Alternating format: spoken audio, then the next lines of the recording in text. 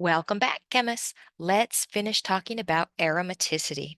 So if I jump back to my notes, the last topic we need to discuss is heterocyclics.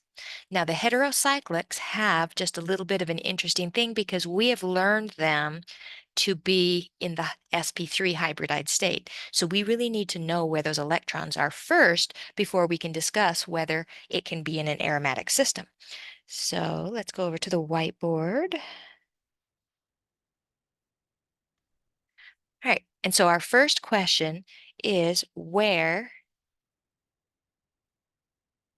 are the lone pairs?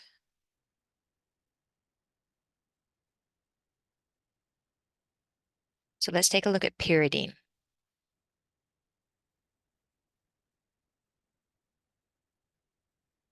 And from a long time ago, when we were talking about hybrid orbitals versus the leftover p atomic orbitals, I should probably put that atomic, we decided that what can go in hybrids? Sigma bonds and lone pairs. And we decided that those leftover atomic p orbitals can remain empty, or they can do pi bonding. We need to discuss the if. If it will help it become aromatic, if it will become aromatic, the leftover atomic p's can accommodate lone pairs. So let's take a look at this pyridine. All right, so colors, no green. This one, 1, 2, 3. Okay, so there's my hybrid orbitals. And here is my p orbital. But if you'll notice, the lone pair is in the hybrid orbital. So when I count the pi electrons, they are not included. So 4n plus 2 is equal to 6. 4n equals 4, so my n is equal to 1. Yay, it's aromatic. But it does not include the lone pair. Okay, it does not include the lone pair because the lone pair is out there in the sp3, or sorry, the sp2 hybrid orbital. Now, what we need to consider is what if. So we're going to look at two different molecules. We are going to look at thiophene. Let's see.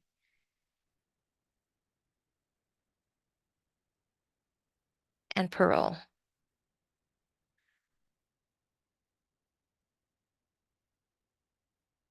Wow. Oh, well.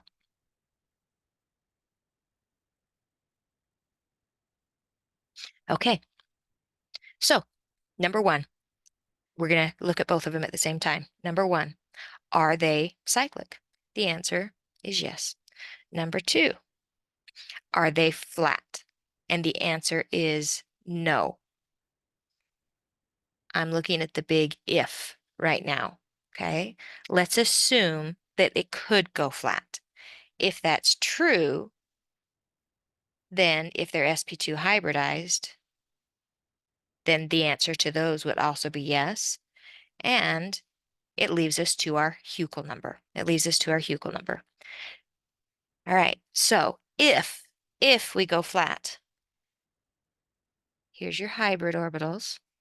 One lone pair would have to go into the hybrid orbital, and the other lone pair would go into the p system. All right, over here, you can't have sigma bonds in a p system, so the lone pair would have to go into the p orbital. If there's a benefit. All right, if there is a benefit, let's look at these numbers. color I haven't used, pink. So we have 2, 4, 6. And 6 we have seen over and over is a Hugel number. So 4n plus 2 is equal to 6. 4n equals 4, and n equals 1. Yay!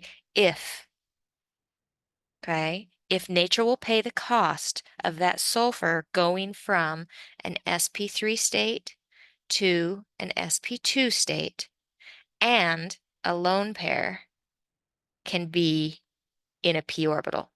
And the answer is to become aromatic. Yes, it's a resounding yes. All right, well, let's take a look at this parole. What color was I using? Oh, still pink. All right, so I have 2, 4, 6. Oh, look, it works for that one too.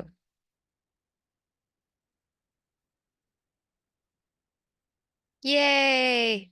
If. Now, we're talking about the power of resonance. I did mention, hey, this is overall more stable than you would expect.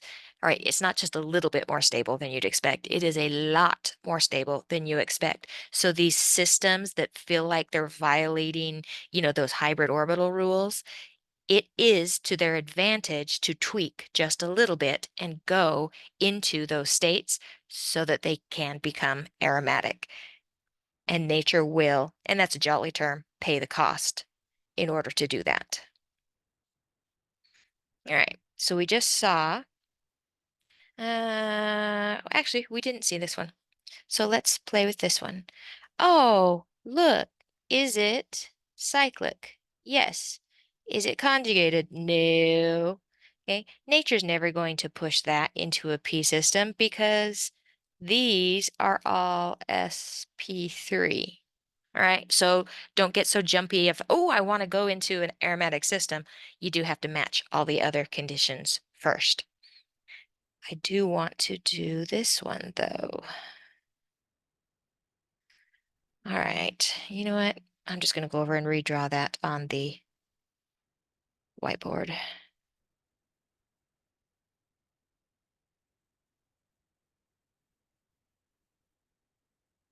Do all the electrons have to go into that system? 1, 2, 3, 4. Wow, that is so ugly. I think that is what it was. So let's check. 1, 2, 3, 4, 5. 1, 2, 3, 4, 5. Okay, so there's my system. Can I draw that a little prettier? I have 2 potential electron pairs. So let's take a look at where they're located. All right, this nitrogen has a hybrid, a hybrid, and a hybrid. Oh, because what is already in its p orbital? Okay, so that lone pair is in an sp3, and I'm just going to say it's stuck because somebody else is already taking up. The P is used. Okay, so can't mess with that one. Let's go over here. 1, 2, 3. Okay, now it is sp3 hybridized, but if you'll notice, that lone pair could be pushed up. Whoops, I wanted red. It could be pushed up into a P system. Let's ask ourselves, will it? Okay. So it is sp3, but the lone pair could, or it has the potential, go into the pi system. All right, will it? And the answer is, if it becomes aromatic, the answer is yes. And let me see, that one's all used up now. Let's redraw.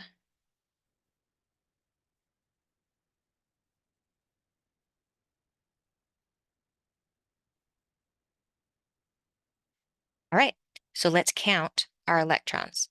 2, 4. Oh, look, 6.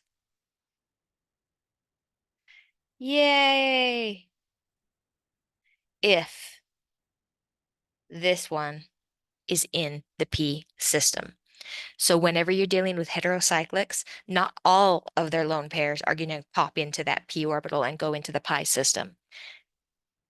If, okay, it's always an if, and you should always look at every set of lone pairs so that you can decide, are you permanently in the sp3 or do you have the potential of going over? So if you have more than one lone pair, always be on the lookout. All right, and then I give you a few examples. And look at all the options. And guess what? That rounds out our handout. I'm going to do one more video that ties everything together, but that is heterocyclics. Until next time, jolly out.